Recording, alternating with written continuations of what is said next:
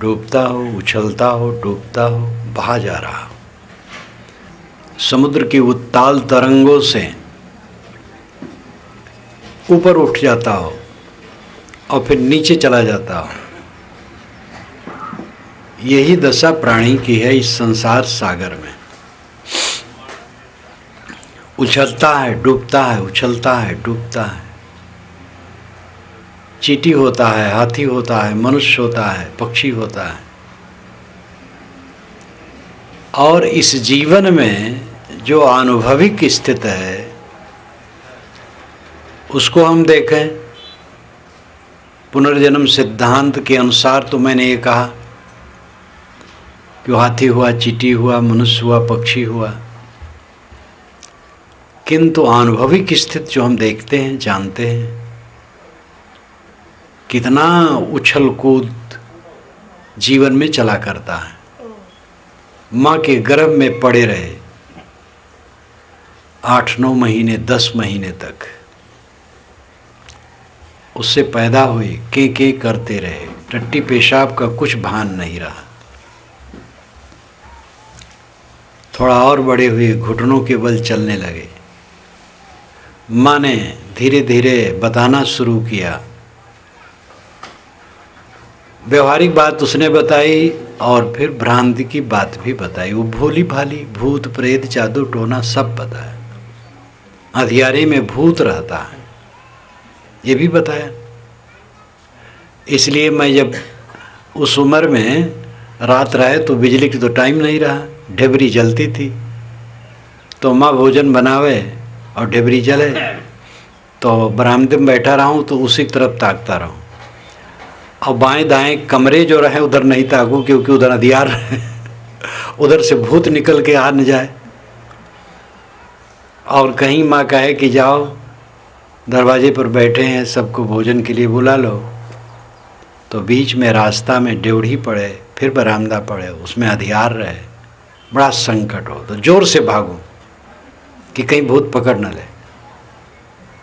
तो माता व्यवहार की बात बताती है और ज्ञानी नहीं है तो भ्रांत की बात भी बताती है। और कितना संताप मन में भूत प्रेत को लेकर के होता था। पढ़ने लिखने में थोड़ा लगा तो मास्टर लगते थे यमदूत हैं ये। खेलने में मन लगता था, पढ़ने में थोड़े बचपन में मन लगता है। मास्टर को यमदूत के समान देखते थे। सबका डर, पड़ोसी का डर, माँ बाप का डर और लोगों का डर। ये तो मैंने वानगी दी। आप लोग सब मेरे जैसे प्राणी हैं। आप स्वयं सोच सकते हैं कि जन्म से लेकर के आज तक इस संसार समुद्र में डूबते उतराते आ रहे हैं।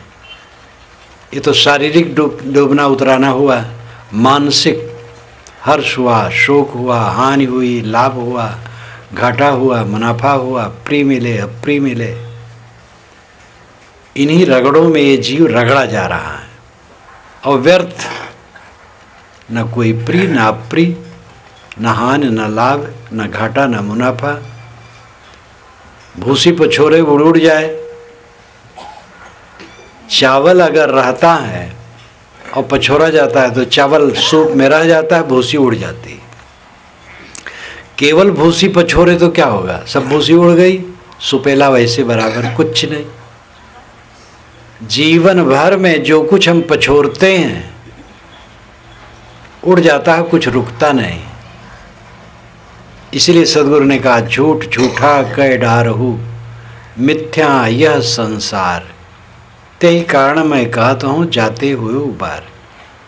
झूठ है, झूठ करके छोड़ दो, ये संसार मिथ्या व्यर्थ है।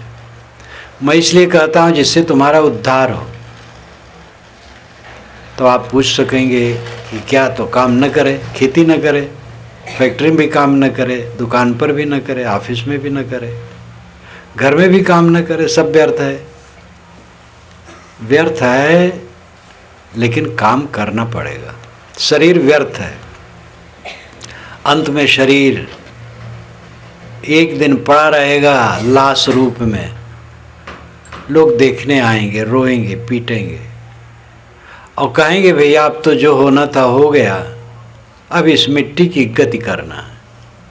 कोई रखता नहीं है। प्यारा पुत्र, प्यारा पिता, श्रद्धेय सद्गुरु, संत, राष्ट्रपति, प्रधानमंत्री, राजा महाराजा, किसी का शरीर कोई रख नहीं पाता है। उसकी गति कर दो, मिट्टी में दबा दो या आग में जला दो, यही होगी। अंत में व्यर्थ सिद्ध हो जाती है देह। जब तक है पालन पोषण करना पड़ेगा। अपना पालन पोषण करते हैं, साथी का भी करना पड़ेगा, क्योंकि साथी से हमारा लाभ होता है, वो हित करते हैं। एक दूसरे की सेवा करनी पड़ती है। व्यवहार अपनी जगह पर है, लेकिन उसके साथ समझते रहो कि कुछ किसी का रहेगा नहीं, किसी का रहा नहीं है। हमारी पहली पीढ़ी जो हमसे पहले थी वो चली गई है, उसके पहले वाली चली गई, तमाम पीढ़ियां चली गई। हमारी पीढ़ी भी चली जाएगी और किसी का कुछ रहेगा नहीं। चारों तरफ धूल गर्दा गुब्बार है। इतने मनुष्य यहाँ बैठे हैं, सब क्या हैं? सब धूल है।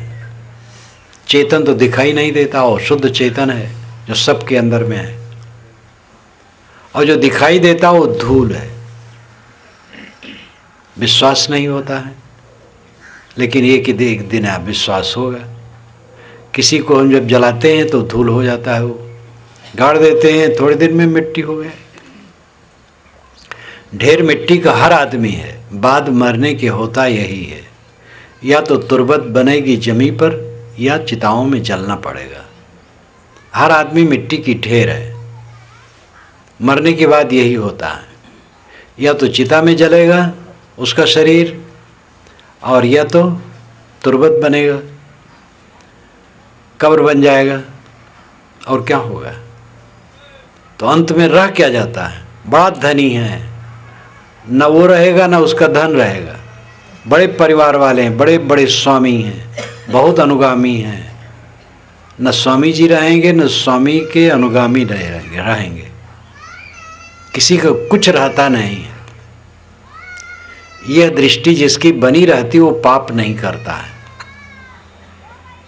वो सब समय संतुष्ट रहता है, वो तुलना में नहीं पड़ता है। दूसरे के मकान, दूसरे की गाड़ी, दूसरे के परिवार, दूसरे का ऐश्वर्य, दूसरे का वैभव, दूसरे की देह अवस्था, ये सब देख करके तुलना नहीं करता। जो अपने हैं काम भर का काफ़ी। भूख लगने पर थोड़ा भोजन मिल जाए, तन ढकने के लिए कपड़ा मिल जाए, सोने की जगह मिल जाए और मन शीतल रहे, तो और क्या चाहिए? लेकिन आदमी समझता नहीं। मन में आग लगी रहती है। हर आदमी का मन तपता है। हानि, लाभ, अनुकूल, प्रतिकूल, प्रेमी, वैरी, बिला वजह का भय, बिला वजह का संकट दिमाग पर लादे तपता रहता है।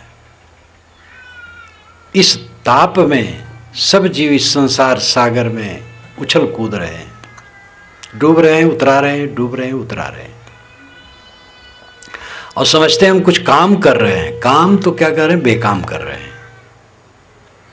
काम वह करता है जिसका मन विचलित नहीं है, जो आत्मसंतुष्ट है, जो द्वंद्व ग्रसित नहीं है, अनुकूल पाने पर जो मोह नहीं करता है, प्रतिकूल से वैर नहीं करता है, हानि में विचलित नहीं होता है, लाभ में फूल नहीं जाता है, सब अवस्थाओं में समता से, शांति से जीता है, वो उसका जीवन सही है। सुख सब जीव को प्रिय है, और शांति के बिना सुख नहीं मिलता है। इंद्रियों की कुलबुलाहट को जो सुख मान लिया जाता है वो भ्रांति है, उसी के पीछे सारा दुख है। इंद्रियों की चंचलता सुख मानते हैं लोग। सारा दुख कहाँ पैदा होता? वहीं से। उसकी गंदी आदत बन जाती है, और उस आदत की पूर्ति के लिए हम पीछे पड़े रहते हैं। तृष्णा, वासना, काम, क्रोध, लोभ, मोह ये चित्त को जलाते रहते हैं। इंद्रियों की चंचलता सुख नहीं है, सुख है स्थिरता, शांति। इस सुख को पाने के लिए प्रयास करो। सदगुरु कबीर ने कहा है, तौलों तारा जगमगे, जौलों उगे न सूर, तौलों जीव करम बस डोले, जौलों ज्ञान न पूर। तौलों तारा जगमगे, तब तक तारे जगमगाते हैं जौलों उगे न सूर। सूर सूरज, जब तक सूरज नहीं उगता है तब तक तारे टिमटिमाते हैं। सूरज उगा, तारों की शक्ति क्षीण हो जाती है, तारे लुप्त हो जाते हैं, दिखाई ही नहीं देते हैं। इसी प्रकार जीव कर्म के बस तब तक नाचता है जब तक पूरा ज्ञान उदय नहीं होता है। जौनो ज्ञान न पूर, ज्ञान का उदय होना क्या है? जो हम समझते हैं उसका जीवन में चरितार्थ हो जाना, जीवन में उतर आना, हर समय याद रहना, धारणा बन जाना, तेल धारावत उसी की स्मृत रहना। मैं आत्मा हूँ, देह नहीं, मैं शुद्ध चेतन हूँ। शरीर नश्वर है, मैं अविनाशी हूँ। शरीर विकारी है, मैं निर्विकारी हूँ। शरीर की उपाधि से द्वैत प्रपंच है, ये सारा संसार जुड़ जाता है। लेकिन मेरे स्वरूप में द्वैत नहीं है, दूसरा नहीं है, अकेला है, केवल निराधार असंग। या को माय न या को बापा, यह तो स्वतः आप ही आपा। न इसके माँ है न बाप है, ये अपने आप है केवल। देखो यहाँ भीड़ है लेकिन मैं अकेला हूँ, भीड़ में भी मैं अकेला हूँ। अपना सुख दुख अपने साथ है। और इंद्रियां शांत हुई, मन शांत हुआ, सब भूल जाएगा। यही नींद आ जाए तो कुछ पता नहीं लगेगा। किसी कारणवश किसी को बदहोशी हो जाती है, वो कुछ नहीं जानता है। फिर उसको लोग हॉस्पिटल ले जाते हैं, 3 घंटे में तो उसको जागृति होती है। जब आँख खुलता है तो देखता है हॉस्पिटल का कमरा, यहाँ कब लाया गया, क्या हो गया था, कुछ उसको पता नहीं। शरीर, इंद्री, मन के झरोखे से हम संसार को देखते हैं। ये झरोखा फूट जाए, संसार का पता नहीं लगे कहाँ गया। संकल्प तंतो निखला भावा प्रोक्ता किला नग, छिन्ने तंतो न जानी मह क्वायान विभुआ परा। ये महाराज राम ने लक्ष्मण को समझाया है अध्यात्म रामायण में। संकल्प तंतो निखला भावा प्रोक्ता किला नग, संकल्प रूपी तागे में संसार के सारे भाव पदार्थ पिरोए हैं। छिन्ने तंतो न जानिम क्वायान विभुआ परा। उस तागे के टूट जाने पर पता नहीं लगता है कि वो विभव कहाँ गया। एक बड़ा सेठ है, अरबपति है, जागता है, गद्दी पर बैठा है, ख्याल करता है, इतनी फैक्ट्रियां हैं, इतने धन हैं। और जब गाड़ी नींद में गए तब कुछ नहीं। कितने मुफलिस हो गए, कितने तवंगर हो गए, खाक में जब मिल गए दोनों बराबर हो गए। और सोते समय भी सब बराबर हो जाते हैं। अस्मृत गई, दुनिया गई। रोज रोज हम अपने शरीर को भूल जाते हैं। जब गाड़ी नींद में जाते हैं तो अपने शरीर का पता नहीं रहता है। आपका आत्मा बिल्कुल निर्मल है, उसमें कुछ नहीं, न शरीर है, न मन है, न प्राण है, न ये हवा आकाश है, कुछ भी नहीं है। ये सारा प्रपंच देहोपाधि से प्रतीत होता है। और इसी में हानि लाभ करके रात दिन जीव जलता है, अबोध के कारण समझ नहीं पाता है। अपने को मानता मैं देह हूँ, मैं स्त्री हूँ, मैं पुरुष हूँ। कोई मर गया तो हाय मेरा पप्पा, हाय मेरा मुन्ना, हाय मेरा पति। एक स्त्री का पति मर गया और फूट फूट के रोने लगी और उसने कहा बिछड़ गई मेरी जोड़ी बिछुड़ गई। तो कबीर साहब ने कहा कहीं कबीर सुनो भाई साधो, जिन जोड़ी तिन तोड़ी। जिन्होंने जोड़ा उन्होंने तोड़ा। अगर टूटने के समय में तुझे रोना था तो जोड़ा क्यों? जिन जोड़ी तिन तोड़ी। ना विवाह करते, अकेले रहते, कौन मरता फिर? जब कोई है ही नहीं है तो मरेगा कौन? नंगा नाचे फटे का। अगर नंगा आदमी नाचे तो क्या फटेगा? कपड़ा पहने और नाचेगा तो कपड़ा फट जाएगा। नंगा आदमी नाचे तो क्या फटेगा?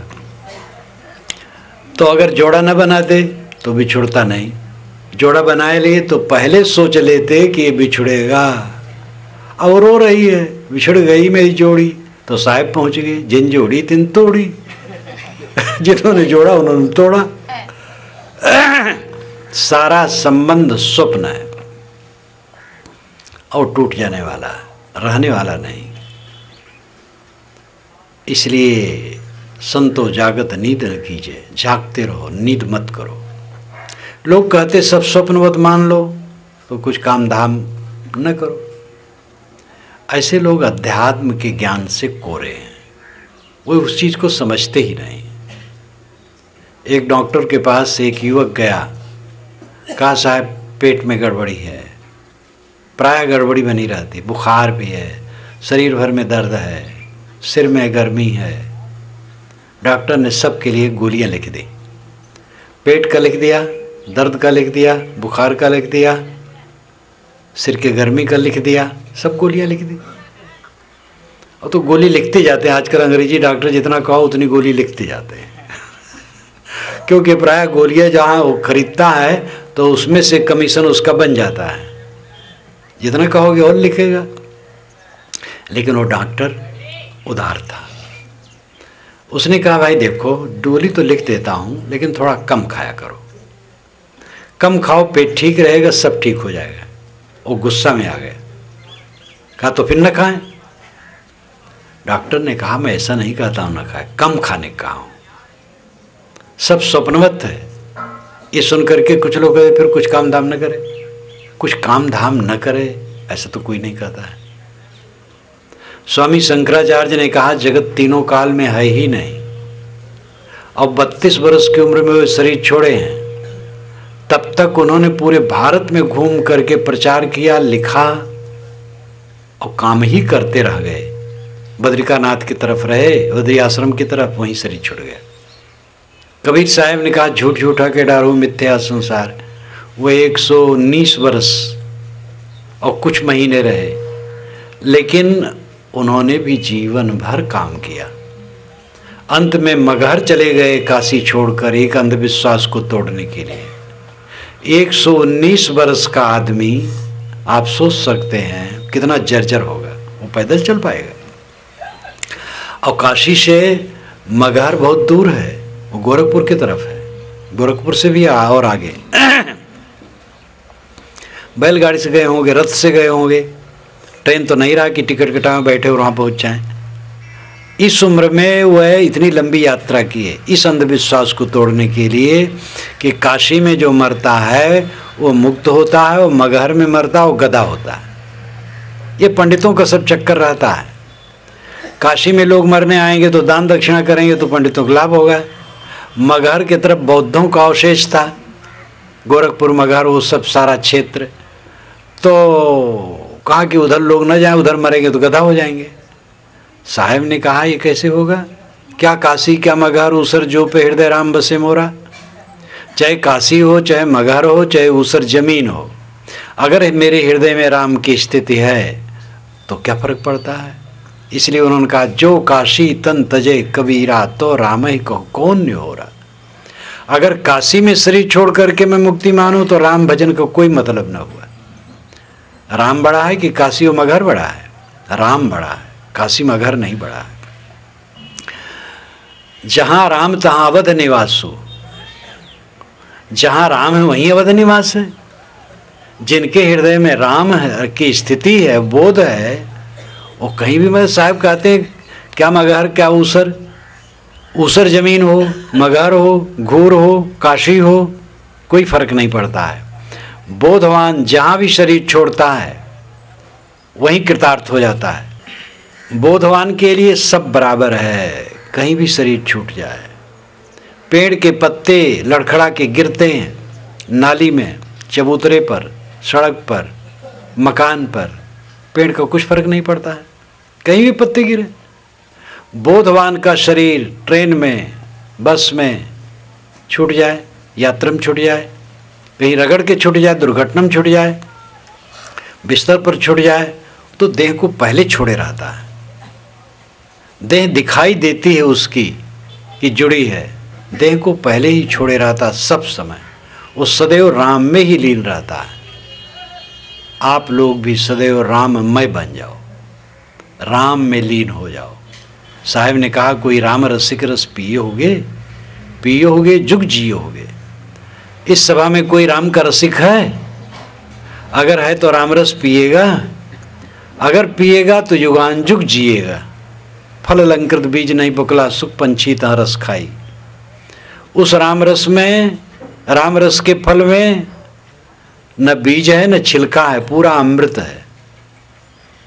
और सुख पक्षी उस रस को खाते हैं, यानी साधक उसका आनंद लेते हैं। राम में द्वैत नहीं है। और फल होते हैं तो फल में बीज और छिलके होते हैं, उनको हटा करके तब खाना पड़ता है। आम भारतवर्ष का सर्वोत्तम फल माना जाता है, लेकिन उसका भी बीज हटाओ, छिलका हटाओ तब खाओ। लेकिन राम रस का फल कुछ हटाना नहीं पड़ता, पूरा पूरा ग्रहण। इसका अर्थ क्या है? राम अंतरात्मा है। अंतरात्मा के बोध में पूरी शीतलता है। रमन्ते योगिनो यस्मिन् राम, रमन्ते योगिनः यस्मिन् इति राम। जिसमें योगी रमते हैं वो राम है, अंतरात्मा राम है। गोस्वामी जी बारंबार अपने श्रोताओं को, पाठकों को श्री राम के सुंदरता में बहुत मोहाए। उनके हाथ, नाक, कान, आँख सब बड़े सुंदर हैं। लेकिन जब तथ्य की बात उन्होंने कही तब कहा, देखी सुनी गुनी मन माही, मोह मूल परमार्थ नाही। जो देखते हैं, सुनते हैं, गुनते हैं मन में, उसमें मोह बनता है, परमार्थ नहीं बनता है। गो गोचर जहाँ लग मन जाई, सो सब माया जाने हो भाई। जहाँ तक इंद्रिय और इंद्रिय से प्रतीत जगत है सब माया है। मायातीत तो स्वयं आत्मा ही है, वही राम है, वही परब्रह्म है, वही खुदा है, वही गॉड है। जो निरंतर राम में रमता है, आत्मा में रमता है, आत्मचिंतन में रहता है, उसका शरीर कहीं छूट जाए क्या फर्क पड़ता है? तो साहब ने चल करके वहाँ बताया और मगहर में शरीर छोड़ा और कहा देखो कौन मुझे गधा बनाने वाला है, बनावे। ये वीरता। अयोध्या में एक वैष्णव संत भाषण कर रहे थे, कहे कबीर राम में इतने लीन थे कि वह काशी से मगहर चले गए और कहे कि मुझे कोई गधा बनावे, देखता हूँ कैसे बनाता है। खूब गदगद होकर वो वैष्णव संत बोल रहा था कि कबीर राम में लीन थे, इसलिए उनको भय नहीं था। निर्भयता तभी होगी जब कोई आत्मलीन हो। शरीर लीन रहोगे हरदम भय, हरदम भय, हरदम भय, ये ना हो जाए, वो ना हो जाए। अरे इसका जो होना होगा ही, समझ लो पहले हो गया है, ये मर गया है, लाश है, लाश लिए ढो रहा हो, सब लाश लिए ढो रहे हैं। इसको लाश समझो हर समय, तब राम में प्रेम होगा। जब तक इसको लाश न समझोगे राम में प्रेम नहीं होगा। देहासक्ति, रामासक्ति, दोनों में एक ही आसक्ति रहेगी। राम में आसक्त हो या देह में आसक्त हो। देह में आसक्त होगे तो राम छूट जाएगा, और राम में आसक्त हो तो देह छूट जाएगी। मन से एक छूटना है। एक क्षण में दो वस्तु मन में नहीं रह सकती। तो कबीर साहब 119 वर्ष कुछ महीने इस संसार में रह करके सदैव काम करते गए। तो ये काम कैसे नहीं करना चाहिए? संसार स्वप्नवत है, यह कह करके कोई संत महात्मा ये उपदेश नहीं दिए कि काम न करो। वो स्वयं काम किए जीवन भर। इसलिए ये अर्थ लगाना कि संसार स्वप्नवत है, जो मान लेगा निकम्मा हो जाएगा, ऐसे लोग कहते हैं जो परमार्थ को, ज्ञान को समझते नहीं। जो जितना सत्य समझेगा, जिसके मन में जितनी निर्मोहता और ज्ञान वैराग्य होंगे, वो उतना गतिशील होगा, उतना श्रमशील होगा, वो अपने ढंग से होगा। इस वास्तविकता को समझें। जीव इस संसार समुद्र में उछल कूद रहा है, केवल दुख भोग रहा और कुछ नहीं पा रहा, केवल दुख, केवल दुख। इस दुख से छुटकारा पाना सबका काम है। ऐसा दृढ़ किला बनाओ अंदर में जिससे दुख उसमें भेदे ना। विवेक का किला बनाओ, कोई दुख उसमें प्रवेश ना करे। जो कुछ आए टकरा करके टूट जाए, हानि होगी लाभ होगा, अनुकूल मिलेंगे प्रतिकूल मिलेंगे, संयोग होगा वियोग होगा, प्रिय प्रिय घटनाएं घटेंगी, शरीर में रोग व्याधि भी आएगी। सभी अवस्थाओं में अपने को मजबूत रखो, कभी विचलित ना हो, तब गहरी शांति पाओगे। तौलों तारा जगमगे जौलो उगे न सूर, तौलों जीव कर्म बस डोले जौलो ज्ञान न पूर। कर्म के बस डोलना क्या है? चित्त का भटकना, भोगों की लालसा, बिला वजह आदमी कल्पना करता रहता, ये मिल जाए वो मिल जाए, ये भोग लूं वो भोग लूं, निरर्थक क्रिया। यहां तक कि बूढ़ा सोचता रहता मैं जवान हूं और मन ही मन में वो लड्डू खाता रहता है। ये ताप, यही भवसागर है। जो घटनाएं घट चुकी हैं उसको याद करके उसमें पछते रहना। अनुकूल घटना घटी, प्रतिकूल घटना घटी, उसी को लेकर के मन में सोचते रहना। जो देखे सुने भोगे हैं उसी को दिमाग में घुमाते रहना। यही सब भवसागर में बहाना है। जो देखे सुने भोगे हो चित्त से उतार दो। जो घटनाएं घट गई हैं चित्त से उतार दो। जो घटनाएं घट गई वो मर के चली गई, वो लौट नहीं सकती हैं। नदी में आदमी एक बार प्रवेश करता है, दो बार नहीं। उसी नदी में प्रवेश किए, उधर गए और फिर लौटो तो नदी वो नहीं रह गई। जिस पानी से आपका स्पर्श हुआ है वो तो कई किलोमीटर आगे भाग गया। अब जब उतरोगे उसी नदी में तो दूसरा पानी रहेगा। नदी की धारा की तरह सब कुछ भागा जा रहा है, हम उसको मजबूती से पकड़ने के चक्कर में। पकड़ सकता है कोई? आज तक पकड़ पाया है? कोई नहीं पकड़ पाया। महान सिकंदर नहीं पकड़ पाया, चंगेज खां नहीं पकड़ पाया। कितने बड़े बड़े अहंकारी जीवात्मा हुए, राजे महाराजे, जो पूरी दुनिया को बस में करने की चक्कर में पड़े, बस में कर नहीं पाए। अपना शरीर अपने बस में नहीं रहता, गलता चला जाता है। सब कुछ नश्वर है। इस तथ्य को देख करके अपने मन को इन सांसारिक पदार्थों से ऊपर रखना चाहिए और सेवा करना चाहिए। ऐसा भाव अगर मनुष्य में हो तो पाप नहीं कर, छलेगा नहीं, धोखा नहीं देगा, किसी को कष्ट नहीं देगा, कटु नहीं कहेगा। वो तो भोगों के लिए पाप किया जाता है।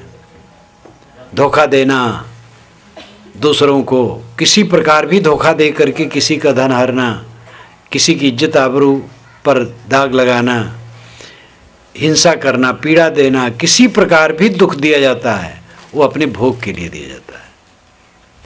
जो भोगों से ऊपर हो जाता है वो दुख नहीं देता है। इसीलिए संतों ने बताया कि अपने जीवन में संयम करो, अपने ऊपर कम खर्च करो, कम खर्च करने के आदी बनो।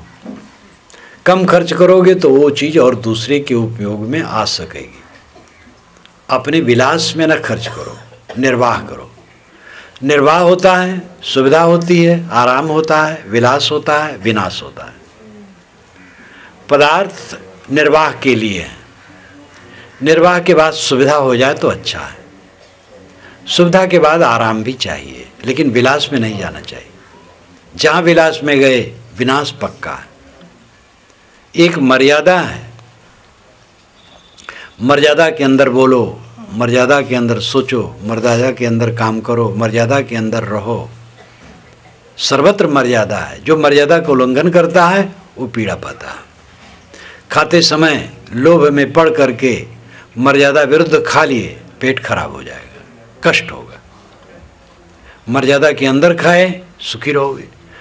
मर्यादा ही संतुलन है और संतुलन ही मर्यादा है। भवसागर में भटकने का अर्थ है चित्त का भटकना। चित्त का क्लांत रहना, पीड़ित रहना, संतापित रहना, भयभीत रहना, ये सब अपना मनोविकार है। हम मानते हैं दूसरे के नाते हम ऐसा हैं, ऐसी समस्या आ गई इसलिए हैं, ऐसे लोग हैं इसलिए हैं। ऐसा कुछ नहीं, लोग ऐसे सब समय रहेंगे और समस्याएं आती जाती रहेंगी। वास्तव में हमारे विवेक की दुर्बलता है। एक गुरु और शिष्य बाजार में गए थे। गुरु महाराज को कोई गाली दे रहा था। शिष्य ने कहा, महाराज ये गाली दे रहा है, आप कुछ नहीं बोल रहे हैं? कि बेटा वो दे रहा है लेकिन मैं ले नहीं रहा हूँ। देखो यहाँ पर सौदा सब बेच रहे हैं, जो मैं खरीदूंगा वही तो मुझे मिलेगा, खरीदूंगा नहीं वो कहाँ से आएगा? वो अपना गाली दे रहा है, मैं नहीं ले रहा हूँ। तो गाली तो दोनों सुन रहे थे, लेकिन महात्मा जी को क्षमता थी सहने की, इसलिए वो अप्रभावित थे। शिष्य प्रभावित हुआ। स्थिति वही रहती है, जिसका विवेक बलवान है वो अविचल रहता है, और जिसका विवेक ढीला है वो विचलित हो जाता है। विचलन ही दुख है। सबके मुंह को बंद करके हम साधना नहीं कर सकते। कोई हमें कुछ न कहे, ये कैसे संभव है? कहने वाले कहेंगे। सब हमारे लिए अनुकूल बर्ताव करें, ये भी असंभव है। सब हमें माने कि ये बड़े अच्छे हैं, ये भी एक धोखा है। सब क्यों मानेंगे हमें अच्छे हैं? अच्छे अच्छे महात्मा को गाली दी गई है, भयंकर गालियां दी गई हैं। दुनिया में कोई ऐसा नहीं है जो सर्वथा प्रशंसित हो। निंदा उसकी भी होती है, अच्छे आदमी की भी निंदा होती है। दूसरे को समझाकर, दूसरे का मुंह बंद करके, दूसरे को अनुकूल बना करके आप साधना करने का हठ करें तो धोखा है। अपने पर डट पड़ना चाहिए। हमें कोई कैसे जानता है? हम अपने को जाने बस। अपने को हम जान लिए, अपने को पा गए तो कृतार्थ हो गए। हमें दूसरा कोई जाने तो हम कृतार्थ होंगे, ये मन का धोखा है। तो दुख जितना होता है हमारे विवेक की कमजोरी के कारण होता है।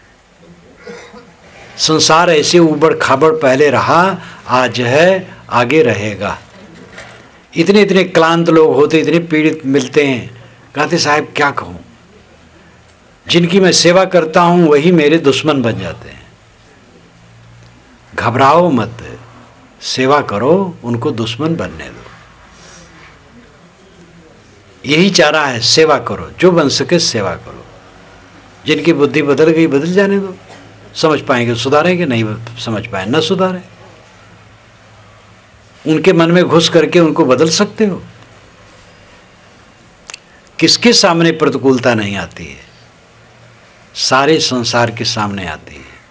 अपनी प्रतिकूलता हमें दिखाई देती है, दूसरे को दिखाई नहीं देती है। अपने को विवेक में मजबूत बनाओ। इस संसार सागर में जो हम डूब उतरा रहे हैं, इसको बंद करो।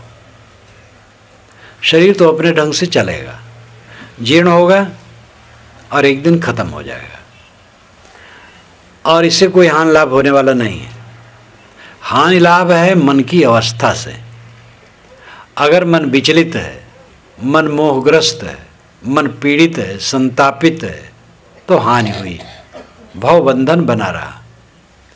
मन में संताप नहीं है, पीड़ा नहीं है, भय नहीं है, क्लेश नहीं है, मन निर्मल है, अंतरात्मा में रमता है, राम में रमता है, बस आनंद घन है, महासुखी है।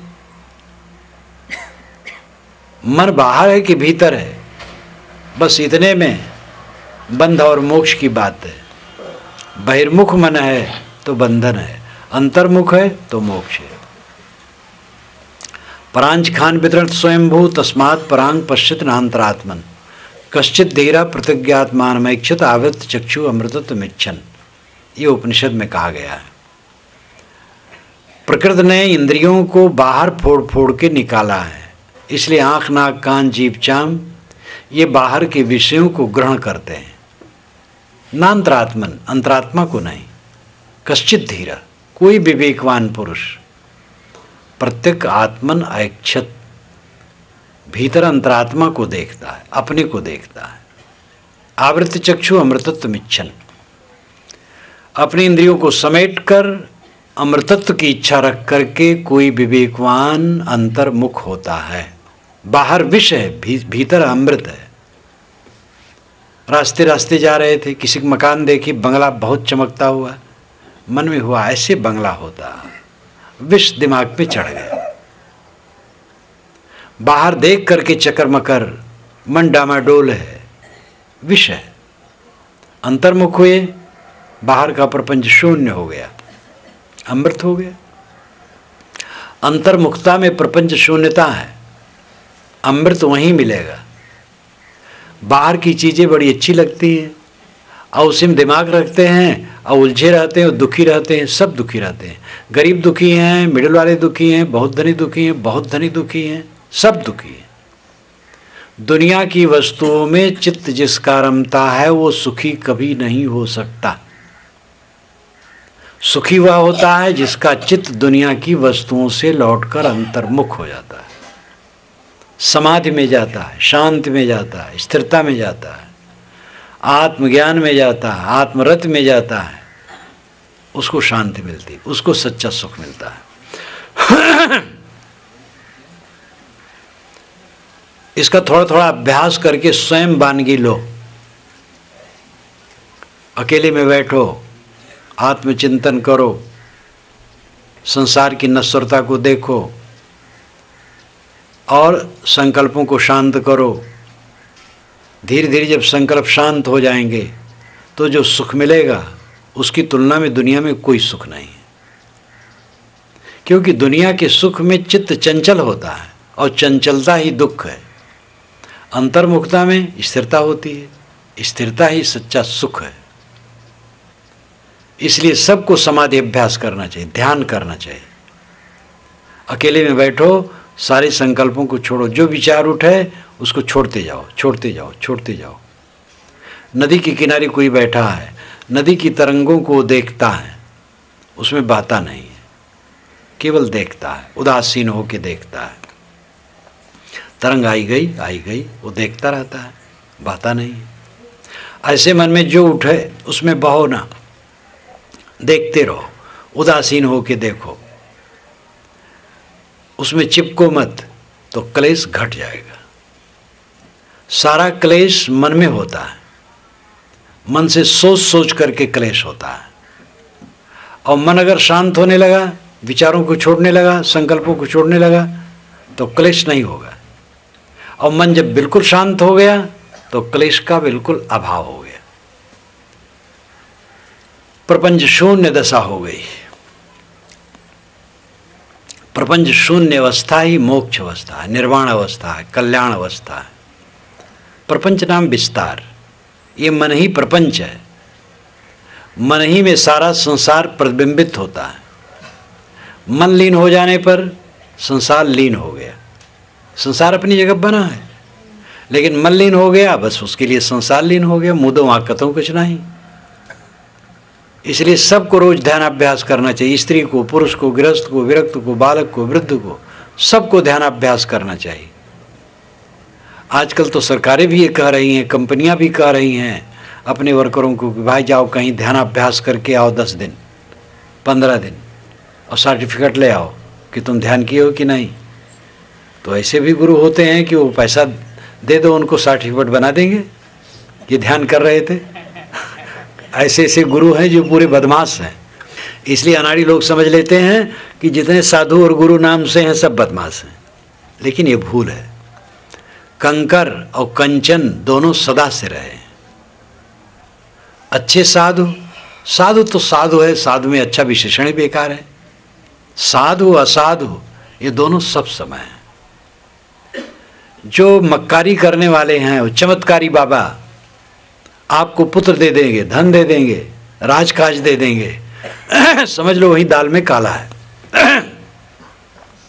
सच्चे संत किसी को पुत्र धन नहीं देते हैं, वह राम धन देते हैं, आत्मज्ञान का बोध देते हैं, सदाचार सिखाते हैं। तो चमत्कारी बाबा लोग ये धूर्त होते हैं। चमत्कार सारी धूर्तता है। महापुरुषों ने अपने लिए चमत्कार नहीं लगाया है, अनुगामियों ने लगाया है। लेकिन जो धूर्त होते हैं वो खुद अपने लिए चमत्कार की कल्पना करके गढ़ते हैं और समाज में फैलाते हैं। विवेकवान विवेक की बात करते हैं। मत मतांतर का अंतर हो सकता है, कोई सगुण उपासक, कोई निर्गुण उपासक, कोई साकार उपासक, कोई निराकार उपासक, लेकिन जो ईमानदार हैं वो धोखा नहीं देते हैं, जैसा समझते हैं बताते हैं, और सब में सदाचार की बात रहती है। चमत्कारी बाबा लोग भी सदाचार की बात कहते, बिना सदाचार का लासा लगाए उनका चमत्कार भी नहीं चलेगा। झूठ बोलने वाले कहते मैं सच बोल रहा हूँ। तो जो ये दुराचारी गुरु लोग होते हैं ये भी सदाचार का उपदेश करते हैं, उसी सदाचार के पर्दे में पाप कर्म करते हैं, तो उनसे सावधान रहना चाहिए। लेकिन सब साधु गुरु ऐसे होते हैं? कुछ गृहस्थ चोर और डाकू होते हैं, तो सब गृहस्थ ऐसे होते हैं? सज्जन गृहस्थ होते हैं। ऐसे साधु में भी कुछ भ्रष्ट होते हैं, तो सब भ्रष्ट तो नहीं होते हैं। इसलिए कंकर और कंचन की परख करनी चाहिए, नीर चीर का विवेक करना चाहिए। मैंने आपसे शुरू में कहा था कि संसार समुद्र में सब जीव पड़े उछल कूद रहे हैं, डूब रहे हैं, उतरा रहे हैं, डूब रहे हैं, उतरा रहे हैं, और फल दुख ही है और कुछ नहीं। अंत में मिलेगा कुछ नहीं। बड़े ऐश्वर्यवान, बड़े धनवान, बड़े पद वाले, बड़े अनुगामी वाले, क्या हुआ? प्राण निकल गया, शरीर को जला दिए, गाड़ दिए, खत्म हो गए, क्या रहा अंत में? इसलिए हमारी उपलब्धि जिसे हम कहते हैं प्राप्ति हुई, उपलब्धि हुई माया की चीज़ों में, वो धोखा है। उपलब्ध तो हुआ जब राम धन मिला, शांति धन मिला, तृप्ति मिली, संतोष मिला, निर्भयता हुई, सब समय निर्भय है, आत्मसंतुष्ट है, कुछ न मिलना है, न कुछ बिछुड़ना है, न बिगड़ना है। ये मिलता बिछुड़ता है व्यवहार है। आप अगर बस पर बैठो तो कंडक्टर कहेगा टिकट, टिकट नहीं है, पैसा लाओ, पैसा नहीं है तो उतार देगा। चाहे साधु हो, चाहे गृहस्थ, चाहे कोई भी हो, तो पैसे की जरूरत पैसे की जगह पर है। पानी बहुत सस्ता है, लेकिन प्यास लगने पर पानी ही काम देगा, दूध भी नहीं काम देगा। पानी की जगह पर दूध काम नहीं देता है। करोड़ रुपए की मशीन है, लेकिन खास जगह का नट बोल्ट उखड़ जाए तो करोड़ रुपए की मशीन खड़ी हो जाएगी। इसलिए अपना अपना मूल्य सबका है। रुपए का मूल्य है, अन्न पानी का तो मूल्य है ही, दुनिया की वस्तुओं का मूल्य है, उनका उपयोग है, उन्हें कमाना चाहिए, उपयोग करना चाहिए। लेकिन सबसे बड़ा मूल्य किसका है? आपका है। रुपया किसके लिए है? अन्न किसके लिए है? वस्त्र किसके लिए है? मकान किसके लिए है? सारी प्रिय वस्तुएं किसके लिए है? प्रियतम के लिए है। और प्रियतम का पता ही नहीं है। परम प्रियतम आत्मा है, उसी के लिए सब प्रिय। आत्मा के लिए सब कुछ प्रिय होता है। पत्नी को क्यों चाहते हैं लोग? पत्नी के लिए कोई पत्नी को नहीं चाहता है, अपने लिए चाहते हैं। पति के लिए पति को कोई नहीं चाहता, अपने लिए चाहते। पुत्र के लिए पुत्र को कोई नहीं चाहता, अपने लिए चाहते हैं। भगवान को भगवान के लिए कोई नहीं चाहता है, अपने लिए चाहते हैं। पानी नहीं बरसता तो भगवान को लोग गाली देना शुरू कर देते हैं।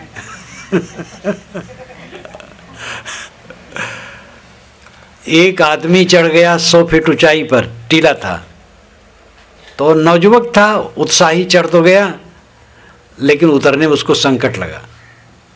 तो जब आदमी घबराता है तब प्रार्थना करता, हे भगवान हम उतर जाएं तो 100 साधु ब्राह्मण खिलाएंगे। तो अब साहस आया, 50 फीट उतर आया। तब उसको लगा 100 साधु ब्राह्मण खिलाना बहुत महंगा होगा। तो कहा, हे देवता 100 साधु ब्राह्मण नहीं, 25 साधु 25 ब्राह्मण खिला दें। और उतर आया तो कहा, हे भगवान ये 50 भी बहुत होता है, 5 ब्राह्मण 5 साधु खिला देंगे। जब और उतर आया तो कहा, देवता एक बार क्षमा कर दो, 1 साधु 1 ब्राह्मण खिला दूंगा। जब जमीन पर आ गया तो कहा हे भगवान, न इतने ऊंचे कभी चढ़ूंगा न किसी खिलाऊंगा। तो भगवान के लिए भी भगवान को कोई नहीं चाहता, सब आत्मा के लिए चाहते हैं। जब आत्मा के लिए चाहते हैं तो आत्मा को समझो। आत्मा व द्रष्टव्य श्रोतव्यो मंतव्यो निधिध्यास्तव्य। आत्मा के लिए हम सब चाहते हैं और उस आत्मा का ज्ञान ही नहीं है। आत्मा आपका सत्व है, आपका आपा है। आप जिसमें जी रहे हैं वो आत्मा है, चैतन्य ज्ञान धारा। उस आत्मा के लिए सारी वस्तुएं प्रिय है और कुछ प्रिय नहीं है, सब नाटक है प्रिय। आत्मा के लिए सब है। इसलिए अपने आत्मा को जानो, अपने मन को दुनियादारी से हटा करके आत्मलीन करो।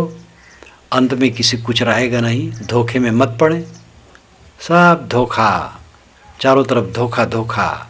बड़े बड़े राजे महाराजे मंत्री आए दिन उठ जाते हैं। तब की बार दिल्ली आया था तो एक भक्त के आग्रह से लोकसभा भवन की तरफ उनका घर है, तो कहे साहब बहुत जल्दी हम ले चलेंगे और रास्ता अच्छा है, थोड़ा मेरे घर चले चलिए। तो गया तो कहे साहब लोकसभा भवन इत्यादि सब पास में है, राष्ट्रपति भवन थोड़ा घुमा दूँ। हम कहे देखे हैं, ये ले गए। तो सड़क में गाड़ी में बैठे देखता रहा, उतरा नहीं। तो झंडे झुके थे राष्ट्रपति भवन के। हम किए क्या है? कि पुराने राष्ट्रपति थे वो मर गए इसलिए झंडे झुके हैं। राष्ट्रपति भी मरता है, प्रधानमंत्री भी मरता है, राजा भी मरता है, और मर जाने के बाद क्या रहता है किसी के पास?